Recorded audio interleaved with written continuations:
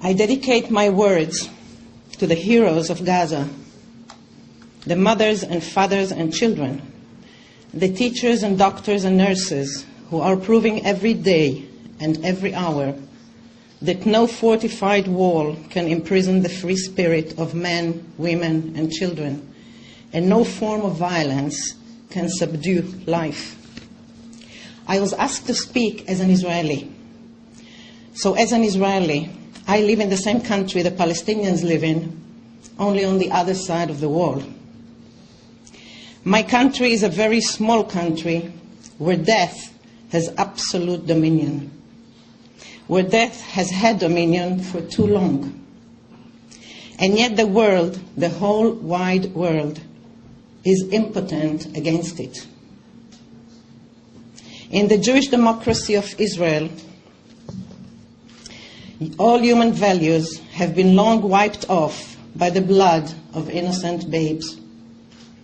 Racist discourse is legitimate, and racist education is the only one allowed.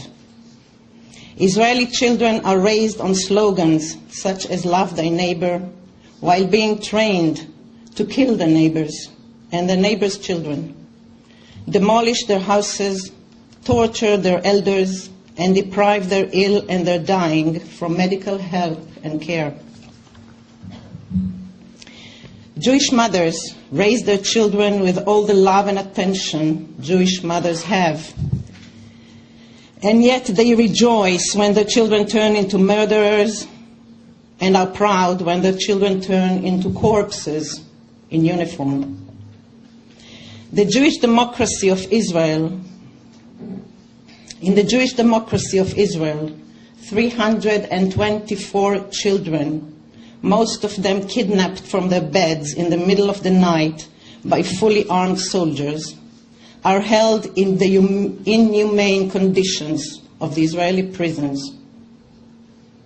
In the Jewish democracy, no one is ever punished for killing a Palestinian child. Israeli governments trade in human life and in human blood in a market where non-Jewish blood and bones are worth much less than Jewish ones. Israeli candidates who wish to be elected to the office of Prime Minister have to outscore their rivals in the killing of Palestinians and make grand promises to kill more and more and more. In the Israeli democracy, 20% of the population, of the citizens, are labeled in school books a demographic problem, a demographic threat, and a demographic nightmare. Their language and culture, their rights and wishes are practically erased from the face of the earth, both physically and symbolically. Israeli attitude towards its Palestinian non-citizens has found its most horrifying expression in the ongoing pogrom that is still being carried out by the thugs of the occupation army against the residents of the Gaza Strip. This is known to everyone, and yet the world is powerless against it. The people of Gaza are still locked up in this immense prison, hungry, unemployed, ill and poor, with no means to escape or to better their lives in any way. As an Israeli, it is very painful to me to realize that the word Israel has become the synonym to oppression, tyranny, ruthless apartheid, and racism. Just like it is very painful to me to see in rallies all over Europe the Star of David equated with a swastika. Excuse me. I wish this tribunal will encourage people to arise and go to Gaza, the city of slaughter, or to any other city of oppression in Palestine, to see with their own eyes the ghettos in which these people are incarcerated, get married, have families, educate their children, and lead an impossible day-to-day life. I hope the free people of the world can have the courage to come to my country and defy all blockades and high walls and not give up until all barriers are broken and human dignity is restored. But the siege of Gaza is only one of many sieges imposed today in the world by democratic powers, as well as by non-democratic ones. All these sieges are meant for one purpose: to silence the voice of freedom and justice. My co-laureate of the Sakharov Prize, Professor Isaac Gazawi, a man of peace in spite of the inhuman blows he suffered, who died of humiliation less than 2 years after receiving his prestigious award, wrote to me just before his heart surrendered that he believed the Israeli soldiers who came to his house every night to break furniture and frighten the children wanted, in fact, to silence his voice.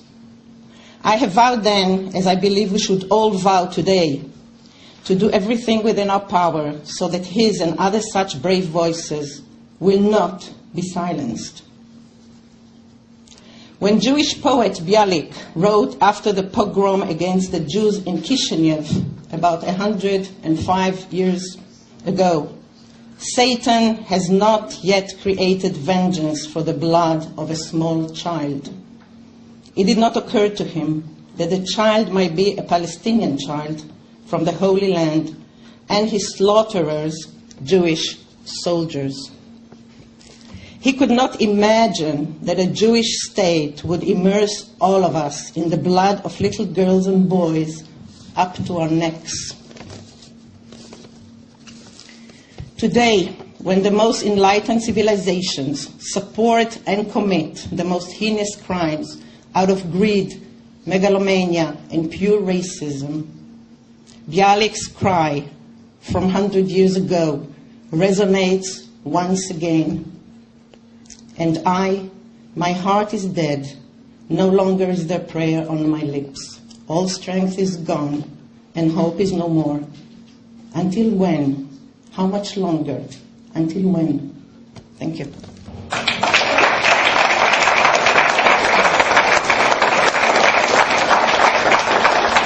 Every such action is beneficial. If, 100 people or 1,000 people will become engaged and will become involved and will become conscientious, that's enough. And you never know what will be, When my father spoke about Palestinian state in the 70s, he was treated as traitor, and today everybody speaks of a Palestinian state. So maybe, you put the seed and you never know what will grow. But of course, it's a good thing. It's a good thing that people come together and fight for justice.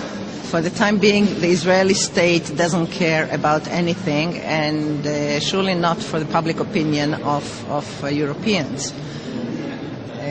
But maybe in the future, you never know. You never know.